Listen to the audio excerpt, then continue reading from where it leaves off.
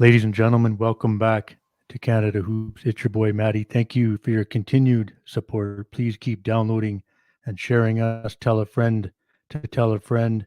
Our wonderful guest today represents Humboldt, Saskatchewan. She is a former Humboldt Collegiate Hawk, Utah Ute, and is now a key player for Canada basketball in FIBA 3x3. And maybe more importantly, she is Poppy's mom. She is Paige Crozon. Paige, thanks for joining us on Canada Hoops.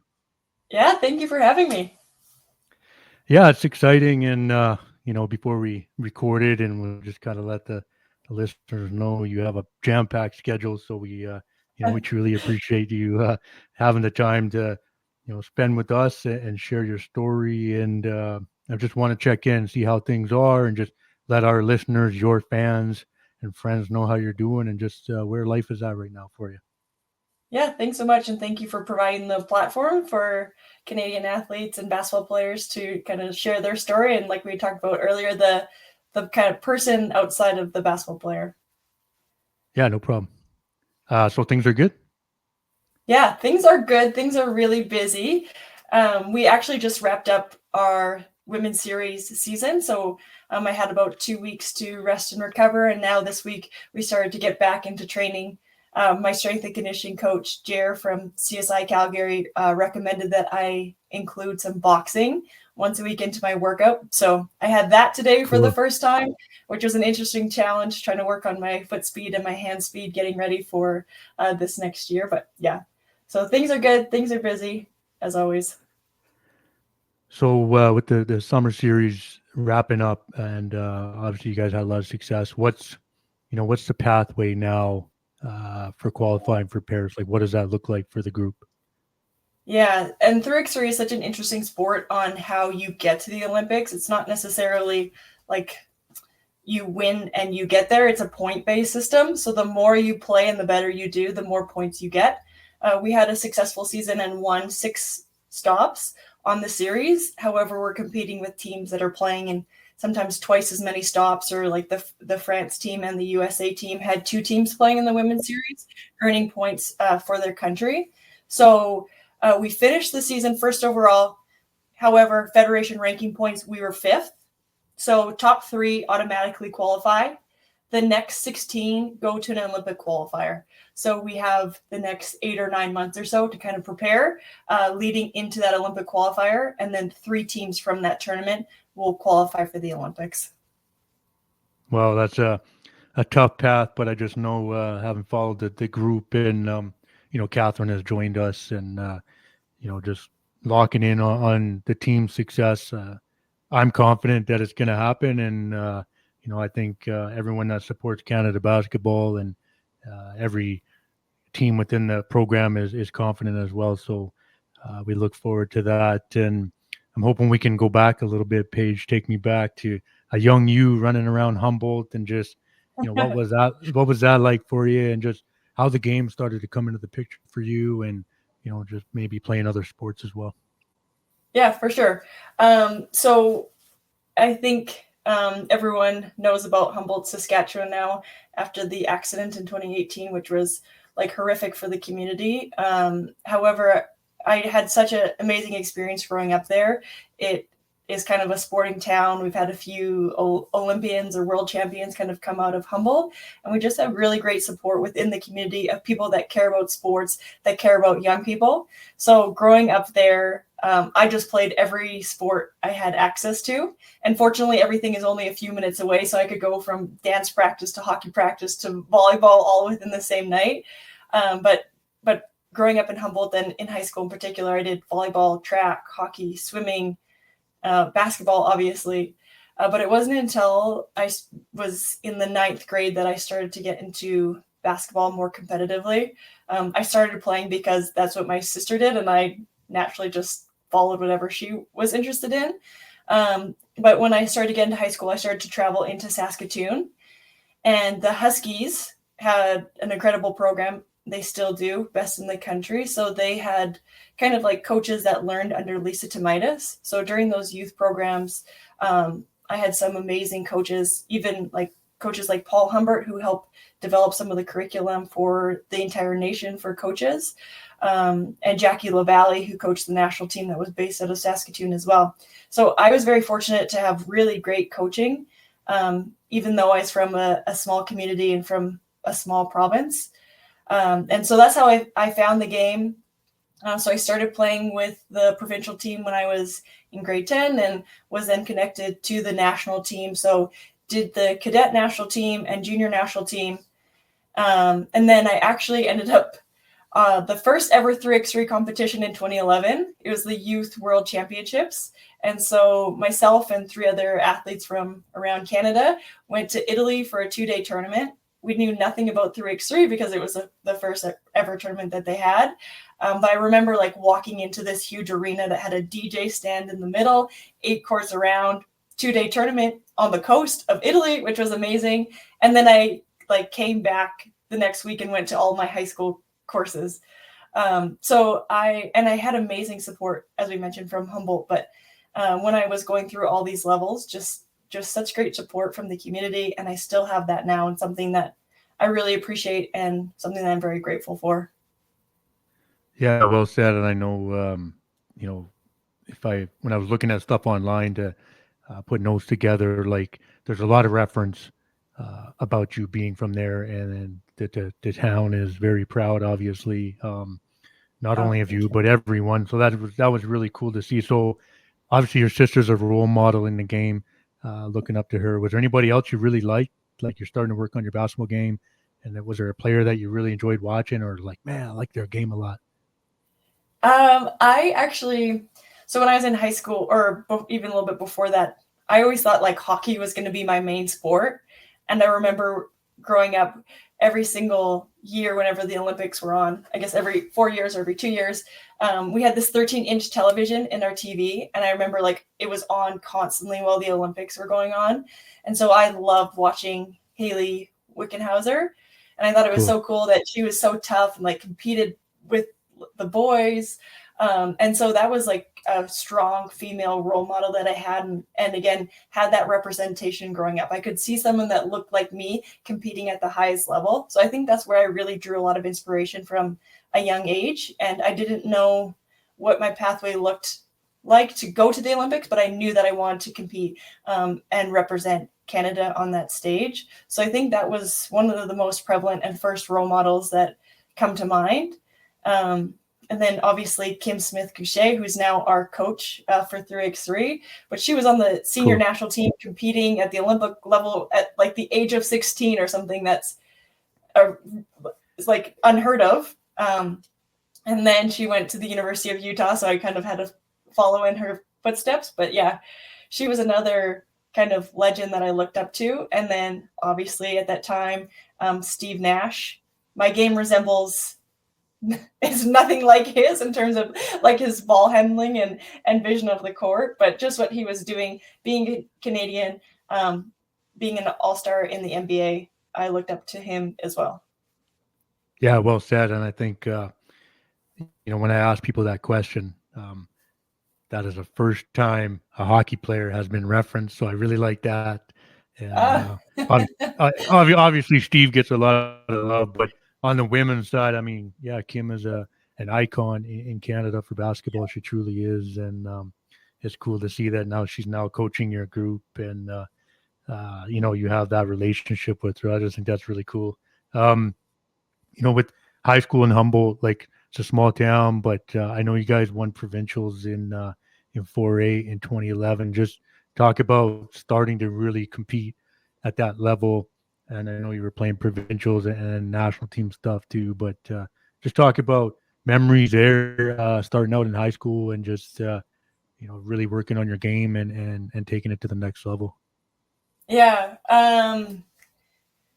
We had a really strong group of athletes my age or around my age competing at a high level, not just in basketball, but in multiple sports.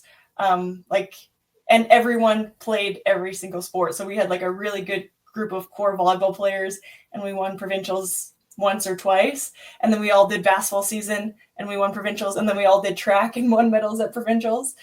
So I give a lot of credit to the group that I grew up with. Like we had athletes that went Division I for like volleyball or track and field. And we're all very committed, all very positive people.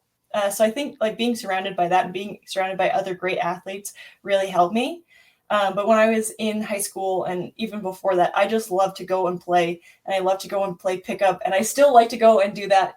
And every time I go play with a new group, or if I'm in a new city and I'm trying to get a run in, I'll often join, and it'll be a group of guys, and they'll be like, okay, I'm going to match up with him, or I'm going to take him. And they're like, okay, who's going to take the girl? And then naturally for the first 2 minutes, they just like leave me completely open because they're like, oh, she can't play. So I just like loved having a little bit of a chip on my shoulder, trying to prove them wrong. Obviously, I love shooting best, kind of like on the court. So I just love to go play pickup and then just like take those open shots and kind of like prove the boys wrong to start. And we just had a really good group of athletes that love to play street ball. We have a little court down the block from my house, and I just remember I'd always go out there, and there's always someone to play with or play against. So just getting shots up at the outdoor court, which is kind of fitting for the 3x3 game, because the slogan is from the streets to the Olympics. And that's where I really fell in love with basketball, is just being able to have all you need is a basketball and an outdoor court, and you can work on your game. Yeah, that's cool. I think I can, relate to that myself, definitely, for sure. And I think a lot of people can. I mean, that's really where the love kind of starts to grow, and maybe you take that into a high school team as well, and everyone's just always playing together, especially from a small town or a community. So that's a cool story. And I'm wondering, what did your recruiting start to look like, Paige, at that time? When you get an opportunity to go to a big time program eventually, but just take me through that process, how you were starting to field offers and weigh through your options for the next level. Yeah, it was interesting, and I think the process looked a little bit different for me than it does for high school athletes now. And I think it's much harder for athletes nowadays because they kind of have the social media and the hype, and everything is very well promoted. But for me, I was doing the Junior Huskies program or youth programs in Saskatoon. So I was driving into Saskatoon, and I just loved watching the Huskies play, and they were playing at nationals, winning national championships. So I always had said, is like, I'm going to go to the U of S and play for the Huskies. And then when I started playing with the junior national team, and actually my first year with the junior national team was with Michelle and Catherine Plouffe. Michelle was at the University of Utah, and I had a few smaller schools come out to Humboldt and watch me play. And one of those schools had a Canadian coaching, Mark Walton, and he connected me to the University of Utah. And so when I got that offer, I was like, okay, I'm still leaning towards the U of S, but I'm just going to go see what it's like down there. So my grade, I must have been grade 12 or end of grade 11 year, I went down and we watched a football game, looked at the facilities. They had, obviously, as I mentioned, Kim Smith-Gaucher's jersey retired in the rafters. But then we also, right, Michelle and Taryn Wachowski, which are two Canadians, were already down there. They had a house down there. And I knew that I just wanted to try. I thought it was good for me to kind of like get outside of my comfort zone of only living in Saskatchewan. So took a leap of faith. And my mom was devastated because my parents have been a big part of my journey and loved watching me play, but went down to the States. And I didn't know much about the Division I program, or the University of Utah was in the Pac-12. Didn't know a lot about it when I went down there, but was very fortunate to kind of like stumble onto an amazing program with such a rich legacy that's in an amazing division. Like we played against Kelsey Plum and Sabrina Ionescu and Shanae Gumake, all while I was at the University of Utah. So competing against the best, which I think really inspired and challenged and motivated me. Utah was new to the Pac-12, so there were some growing pains as we went, but overall had a really good experience. Yeah, I mean, great decision. I know it paid off. You had a lot of personal success. You were a 4-year starter and a 2-year captain. You were the leading scorer and rebounder in 2016, all conference honorable mention, 3-time Pac-12 all academic. So clearly a scholar and a baller. Just, what are your best memories down there, Paige? It's a big time program, new to the Pac-12, like you said, relationships that you develop over time, but just a few memories as a youth that might stand out for you down there.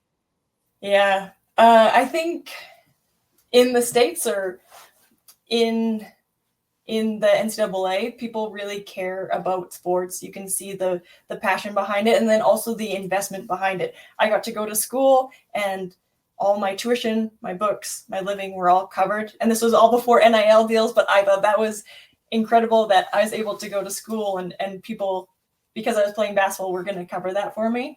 That being said, I think I did have a lot of challenges while I was there as well, and situations that like forced me to grow as a person, and as I mentioned, get outside of my comfort zone.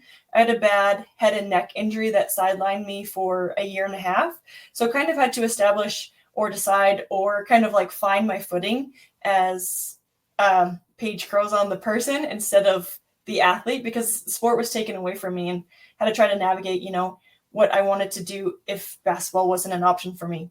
Fortunately, it ended up being very positive and had amazing kind of medical support, so was able to recover fully. But I think like being in that environment really forced me to grow and improve as a person.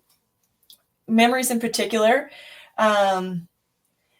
I think I built some really strong relationships and friendships while I was there. As I mentioned, Taryn and Michelle were there as well, but Emily Potter also came. So one year we had 4 Canadians that all played on the national team at various levels, and I think that was a really cool experience as well. But I just loved the structure. You wake up, you have morning workouts, you go to class, then you have your meal scheduled, then you're going to have practice all afternoon. And obviously I'm a busy person now, and I think it is because I was kind of like trained in that environment where you had to like have strong time management skills and know that you're going to have, workout, class, lunch, dinner, training, homework. And I just loved like the structure of my day. And I guess that probably shows a little bit about my personality. But yeah, I really like kind of like the rigidity as well. No, that's cool. And I mean, you brought up NIL and a few guests that have joined us that, when they talk about their NCAA time, what would, like, if you went back to your time at Utah and NIL was in play, like, what do you think, for you, teammates, the program, like, what do you think that might look like, knowing how it sort of changed the landscape, if you will? Do you have any thoughts on it? Like, some people are moving schools so quickly because they're getting money opportunities. Just, if you have any thoughts, I'd love to hear that.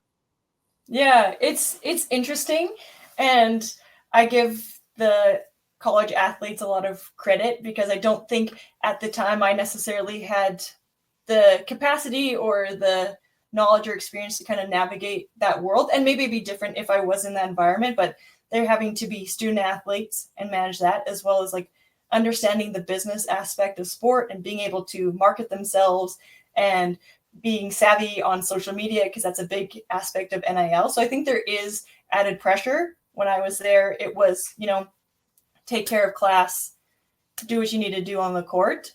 And for me personally, I like to think that I'm like a loyal person. So I like that I was at a program for 4 years and see the program kind of grow and evolve as I was there, and, tried to do my part to make the program better by the time that I left. So I think it was, I guess, like interesting for me and also beneficial for me to kind of see the evolution over my 4 years of playing, 5 years of being there at one program. And I personally found a lot of value in that.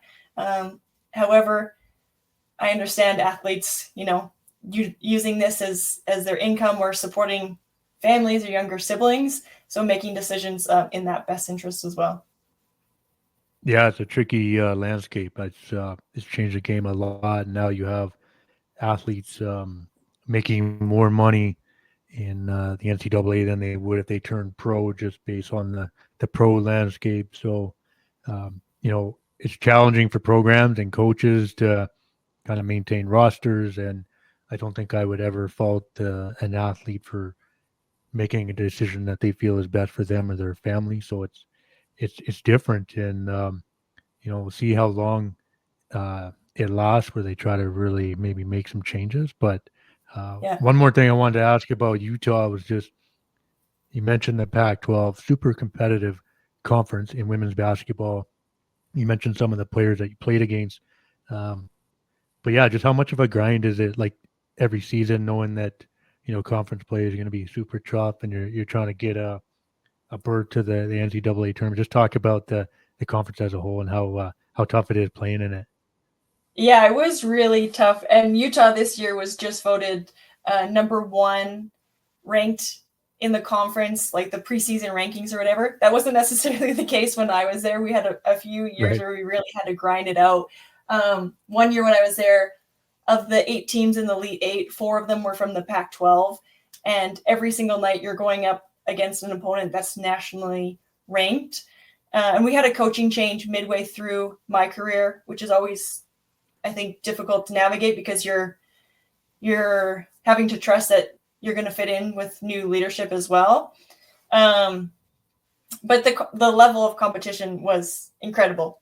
The athletes that we got to play against, and also in the facilities and schools that we were able to travel to. You mentioned that athletes are getting paid better in college than in pro in some cases, but also the quality of travel in the NCAA compared to like when I was playing professionally does not even compare. Like, we were taking chartered flights to some away games, staying in the nicest hotels in those cities. And then I went to play pro, and we would take like a 9-hour bus ride, hop off, play the game, get back on the bus. Luckily, if we got a pizza on the way home, and drive all the way home all in the same day. And just Right. the stress and wear that puts on your body over the course of the season. So yeah, huge conference. Everyone has now, or most of the teams have now since left. So we'll see what the Pac-12 is in the future. But I definitely had a really good experience. And it's fun for me now that I'm removed to see all those athletes still competing in the WNBA, signing shoe deals. Sabrina Nescu has her signature shoe, and just seeing how they're transforming the landscape of sports and female sports and being leaders. So yeah, it's really valuable really rewarding for me to see that now. Yeah, for sure. And it's going to keep growing, right? Like, For sure. The market for it is there. The support is there. So that's really cool. And you mentioned going pro, and I wanted to ask you about that next step for your career. You leave Utah and make that jump to the pros. What league were you considering as you left school?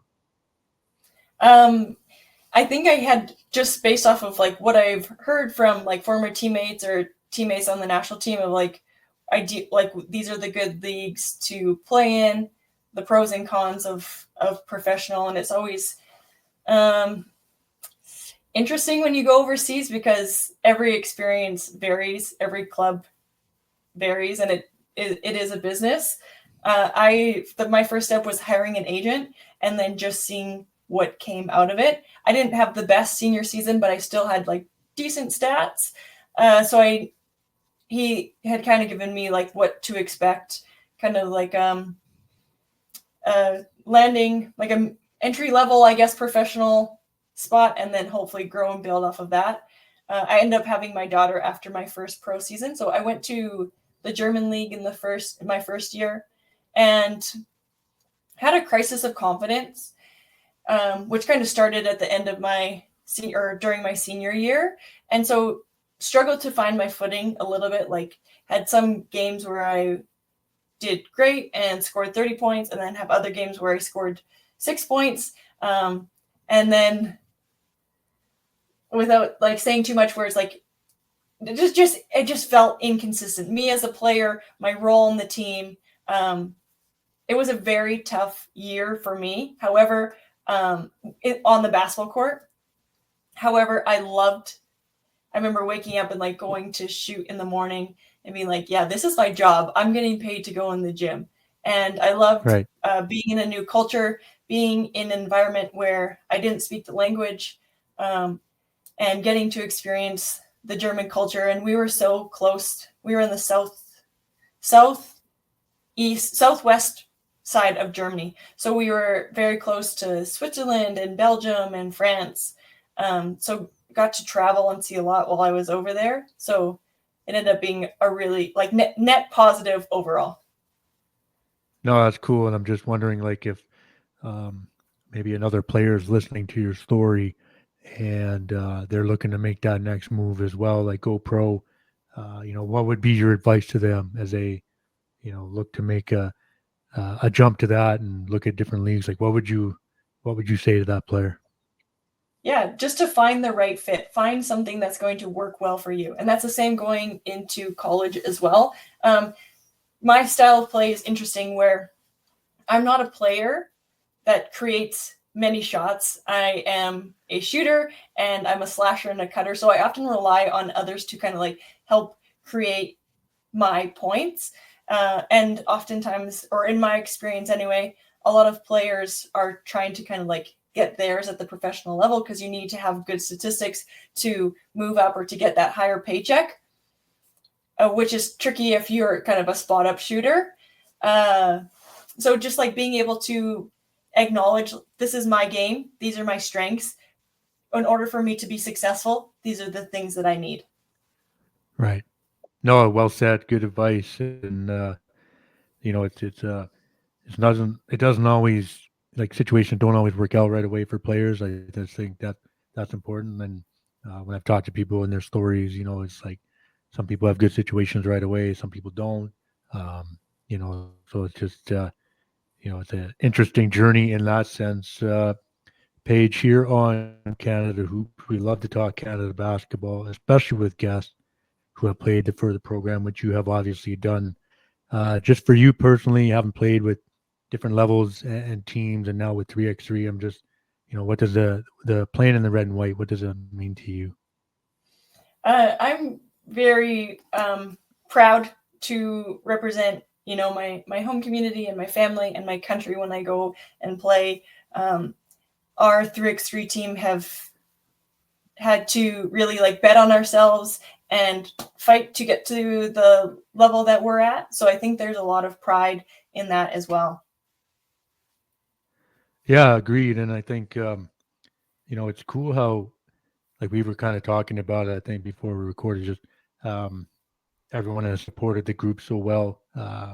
And I think people are pretty aware of, the sacrifice it takes. Hopefully everyone is, and they acknowledge that to you as a group. And, um, you know, Poppy's along the way and part of the team, and everyone's enjoying that. And I think your group is special. Like, I've said that to Catherine too. And it's always great watching you guys play. I'm wondering, in your opinion, um, the four of you, what makes your group so strong as a unit? Like, why have you four had so much success?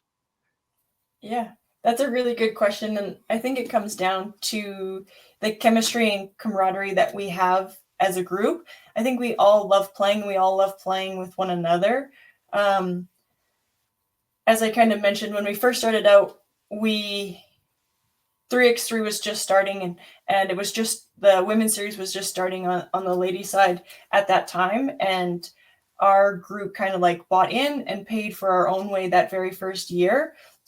And then really had to fight to earn everything after that in terms of making sure we continually performed and making sure that, Canada can continue to play on the women's series tour.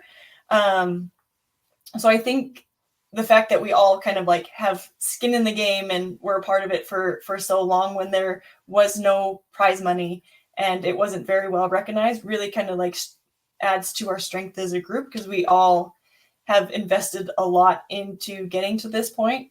But I think our chemistry both on and off the court, like when we're with our team or when we're at a team meal, everyone is present. Our phones are put away. We're genuinely interested in how the other people are doing both on and off the court. And then we put a lot of time into trying to find creative ways to score. And that's something that's really developed for me as a player, but I think our team in general is continuing to learn how to build on our skill set, how to read the game, how to be students of the game. And 3x3 is and was so new to so many teams. There was such a big, what is like the correct term? There was just a big like window to be creative and try new things, because like there was the opportunity, because maybe you could just cut out some of these that's pauses. fine. I'm trying to think of the correct term,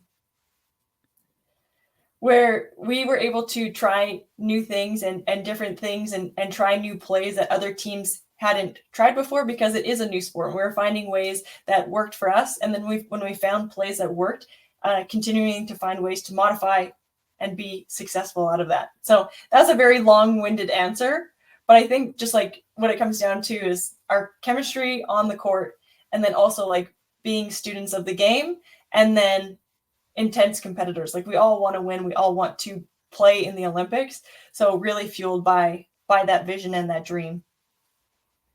No, great answer. And I think like, the competitive fire shows like when you guys are playing, that's very evident as a unit. And you can tell that the four of you are always happy for each other and just really locked in. And I'm wondering, I had Michael Bartlett on one time, and I think you guys were getting ready for a big series, and he just thought it was great that the four of you are from Alberta. Like, then I wonder if like there's extra pride with that. I know you're originally from Humboldt, but now living in Alberta, and how cool is that? Like, and obviously it makes training a lot easier too. But there's got to be a little bit of pride with that as well, no? I think a lot of amazing athletes that play for the Canada basketball system come out of Ontario, which is great. So many players that I respect, but I think there is some additional pride being from, the West Coast. And as you mentioned, the convenience of being in the same province has added to kind of the strengths of our team, because we're able to get together. I think with 3x3, the more time you can spend with one another, learning and understanding each other's game, it kind of translates to how well you do on the court. So I think it is a huge advantage that we're all in the same province. Yeah, for sure. And one thing I wanted to ask you was, you played like, junior national team, like 5x5 and now 3x3. Not naming Michelle, Catherine, or Casey right now, but going back to the 5x5 teams, like, did anybody stand out, favorite teammates that you played with in the program together and built a close relationship? Anybody, you're still close with that might stand out? It's funny that Michelle and Catherine, when I first came on the junior national team coming out of Humboldt, I remember just being like quite shy and a little bit fearful, and also had imposter syndrome, being like, do I deserve to play at this level? And they are just like so kind and humble in their approach, and how they treat everybody, I think, is so remarkable. So I remember them kind of just taking me under their wing and making sure I felt like a sense of belonging. So I know you said I can't name them, but I remember being at that level, really like respecting them and valuing how they treated me. But I had the teammates that I've played with over the course of my career with the national team have been incredible. And I'm really proud to see the ways that they are impacting their community and their lives, either on the court or outside the court. I know a few of like my cadet teammates are now coaching, or, like Kelly Ring is involved in Canada Summer Games, or another athlete went to medical school. So I just think it's really great to see what they were doing and how sport has been such a positive avenue in our lives. Obviously, I really want to advocate for girls in sport, but I think having basketball in my life has helped me in my career outside of basketball.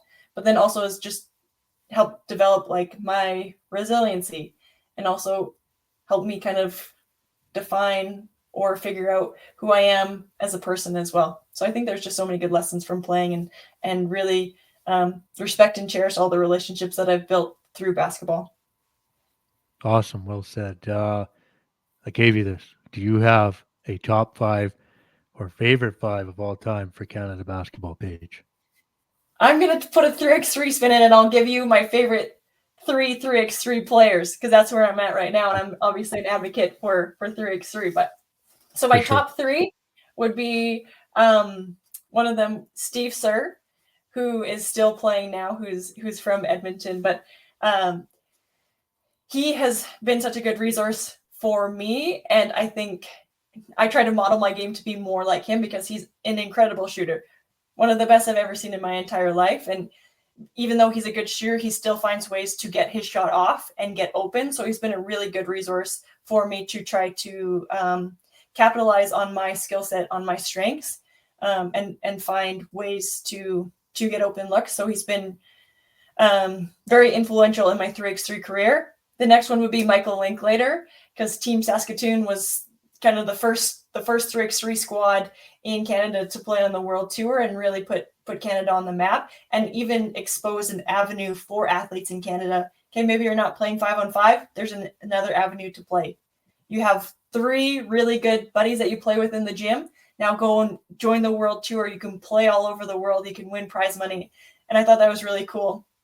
So after watching them be successful for so many years and then finding out that it was coming to the women's side, Michelle and Catherine and I had talked about that for a few years, like, hey, maybe we should try 3x3. And then when the opportunity arose, we jumped at it. And my third person would be Michelle Plouffe. I know I talked to her about her a bunch on this podcast, but she is like a gamer. She's the kind of player, and she was like this when I played with her at the University of Utah. Like when the game is on the line and you need a bucket, she's going to step up and deliver. And she's so calm, collected in that moment. And I am often a little bit more fearful, so admire just like her composure. And I'm working on my game to try to be a little bit more like that. But she is just such like a clutch player, a player that like in those moments just knows how to find a basket and is so confident in herself, and something that I really admire and want to structure my game after. So that would be my top 3x3 players. I love it. And, shout out Steve. Steve has joined us. And I actually played against Steve like in provincials. Okay. And so just knowing him for years and kind of following his career. And I watched him break the national record when he at Nike Nationals, when he did not miss. Like it was ridiculous. And yeah, he broke Steve Nash's record at like a national tournament. And wow. We were 18, 19-year-old kids. Like, yeah. So I love the Steve reference, and I've connected with Michael, so I'm trying to get Michael on, and obviously nice. Reach out to Michelle as well. And great grade 5 or 3, if you will, and some new ones which I really like. It's super cool. Paige, anyone you'd like to see join us on the podcast? I know I'm kind of putting you on the spot here, but is there anyone that you can think of with a good Canada basketball story that you'd like to come on and have them share their story? Oh, that's a good question. I think some threes players for sure. Just because oftentimes what I have found is in 3x3, it's tough to like make it on the tour or make it on the women's series. Have you had Superman Johnson on the podcast yet? No, Alex I Johnson? have not. No, I have not. So, I mean, like Catherine's joined us, Okay. obviously, and so it's funny because I was gonna like reach out to the 4 of you at one point to kind of have everyone come on at once, and I'm like, well, how could I wasn't confident that I could kind of run that for the 4 of you and just kind of show you the respect that you need and deserve in that. So I've kind of thought, well, I'll try to get everyone individually.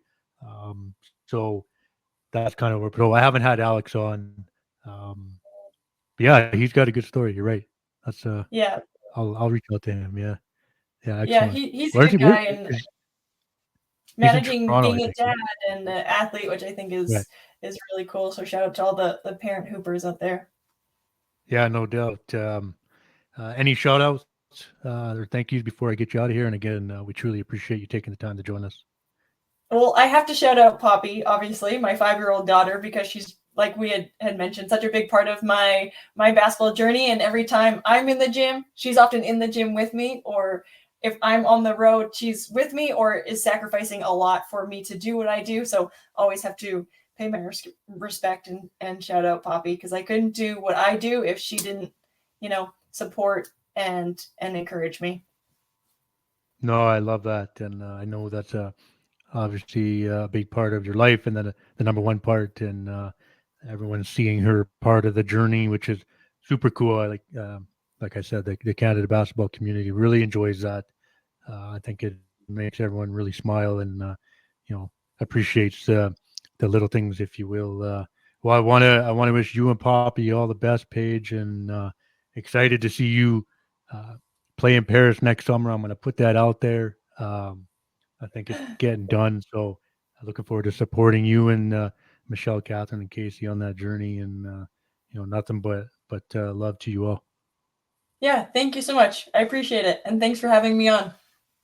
No problem. That's a wrap on another episode of Canada Hoops. I want to thank Paige Crozon for pulling up. Thank you for listening. Remember to rate and review us wherever you get your podcast. Keep supporting Canada basketball and our Canadian Hoopers, and we will see you on the next episode.